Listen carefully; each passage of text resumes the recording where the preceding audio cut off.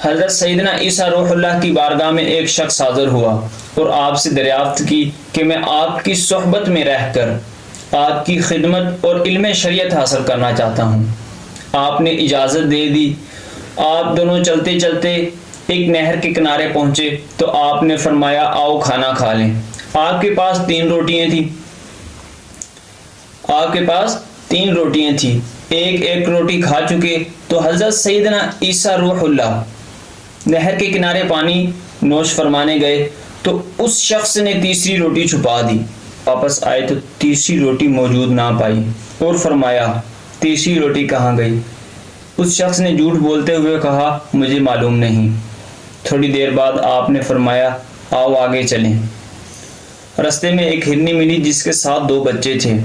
آپ نے اس ہرنی کے بچے کو بلایا، وہ آ گیا۔ آپ نے اسے ذبح کیا، بھونا اور دونوں نے مل کر کھایا۔ گوشت کھانے کے بعد آپ نے ہڈیاں جمع کیں اور کہا قم بإذن اللہ، اللہ کے حکم سے زندہ ہو کر کھڑا ہو جا۔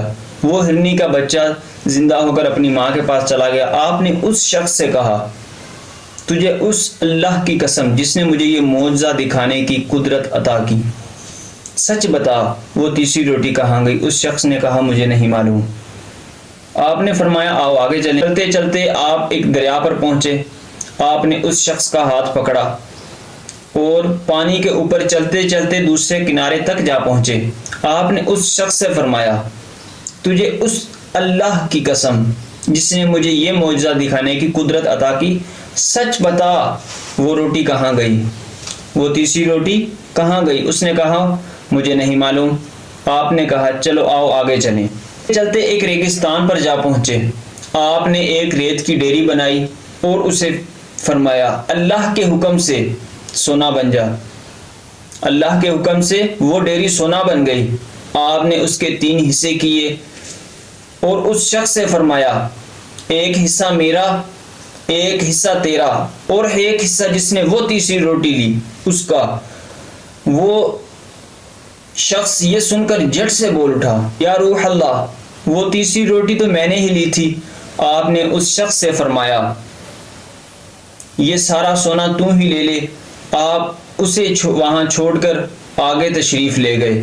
شخص اکیلا ہی سارا سونا ایک چادر میں باندھ کر وہاں سے چل پڑا۔ رستے میں اسے 2 شخص ملے۔ جب انہوں نے دیکھا کہ اس کے پاس سونا ہے تو وہ اسے مارنے کے لیے تیار ہو گئے اور وہ شخص اپنی جان بچانے کی خاطر کہنے لگا تم مجھے مارتے کیوں ہو؟ کیوں نہ ہم اس سونے کے 3 حصے کر لیں اور ایک حصہ بانٹ لیں۔ وہ دونوں شخص اس بات پر راضی ہو گئے۔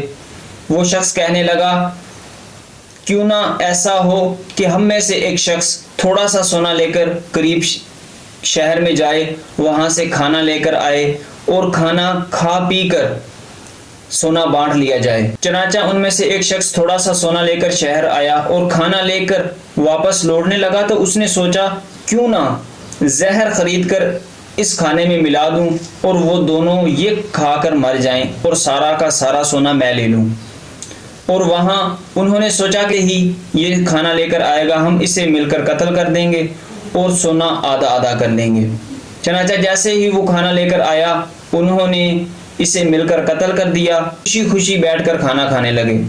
جیسے ہی کھانا کھا لیا اور زہر نے اپنا کام شروع کر دیا اور وہ دونوں لالچی شخص تڑپ تڑپ کر ٹھنڈے ہو کر مر گئے اور سونا جوں کا توں وہاں ہی پڑا رہا۔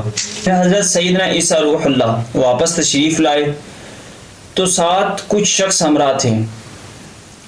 آپ نے سونے اور تینوں لاشوں کی طرف اشارہ کرتے ہوئے فرمایا دیکھو دنیا کا کیا حال ہے، بس تم پر لازم ہے کہ تم ان سے بچو۔